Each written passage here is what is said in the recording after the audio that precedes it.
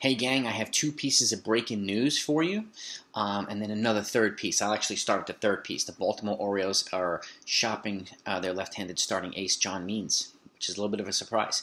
So I expect him to gain a lot of interest. I doubt the Yankees are going to get him. I don't think they're going to send him to a division rival, but crazier things have happened. They've done Zach Britton before, so we'll see what happens there.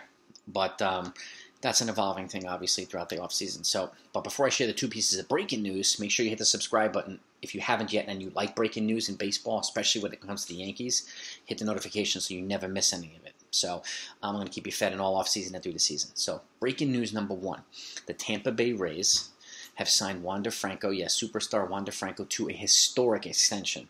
It's 11 years, $182 million. And remember, this is an all-time record for a player with less than 1 year of service time in the major leagues. So this is beyond historic. Okay, 11 years, $182 million, and a $25 million club option for the 12th year. And some kickers, $3 million escalators starting after 2028 if he finishes in the top 5 in the MVP. So every time he finishes in the top 5 in any one of those years, an extra $3 million, taking the potential maximum contract value up to $223 million. So this is a monster deal. This is a very smart move by the Tampa Bay Rays, because they're locking up a young superstar for pretty much all of his prime years. And then if they want to walk from him at that point, he'll be in his early 30s, and they might re-sign him or they might extend him again. But this is something that teams are doing now, like the San Diego Padres locking up Fernando Tatis, right? And for a long-term deal. And I expect Soto to be locked up by the Nationals and Vlad Jr. to be locked up by the Blue Jays. Getting these guys enjoying all their prime years, and then it's different from waiting all these years until free agency and then locking somebody up under 27, 28, or even 30 in Aaron Judge's case, and then missing the majority of their prime years. And this is the thing to keep in mind. This is something that's being negotiated right now in the CBA, because they want players to reach free agency sooner instead of having to wait that 6-year period. And I get the logic.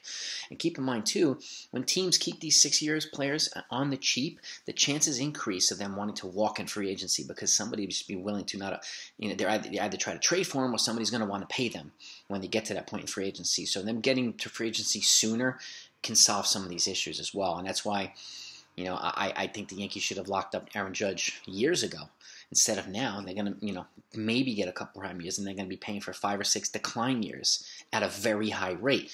This makes more sense, locking these guys up early and taking advantage of all those prime years. So I think it's the way kind of things are going to be trending. But if I were Brian Cashman and Hal Steinbrenner, I'd be paying really strict attention to Anthony Volpe and Jason Dominguez.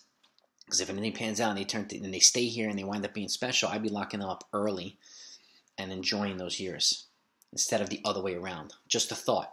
But this is a really good move, so congratulations to Tampa and Wander Franco. Second piece of breaking news, the White Sox are finalizing an agreement with right-handed elite stud reliever Kendall Graveman. 3 years, $24 million. Obviously, that means they're going to be walking away from Craig Kimbrell, who struggled here when he came in from the Cubs, and they're going to be replacing him with Graveman to pair him with Liam Hendricks to form that elite back end of the bullpen. So Kimbrell will be available. Somebody will pick him up. But this is a good move from the White Sox, and the White Sox are going to be active in free agency as well. They're looking for a left-handed bat too, so keep an eye on that one as well. I'll keep you fed and on everything else. But those are the two pieces of breaking news, and I'm going to keep you going. Talk to you next time.